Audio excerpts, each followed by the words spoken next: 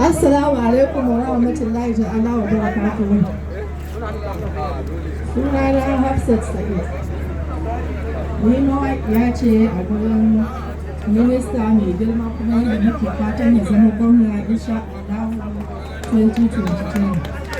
Sannan kuma ina gabatar da wata ƙungiya ta mata domin ruwa gaskiya ba za a bar mu a baya ba.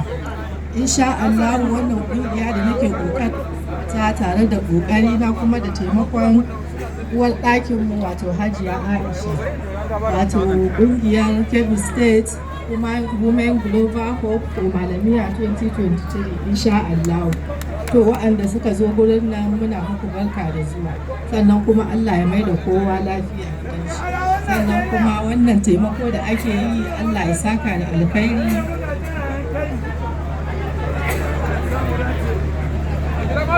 To Malama Hafsat Sa'idu mun gode, Allah ya saka da alheri.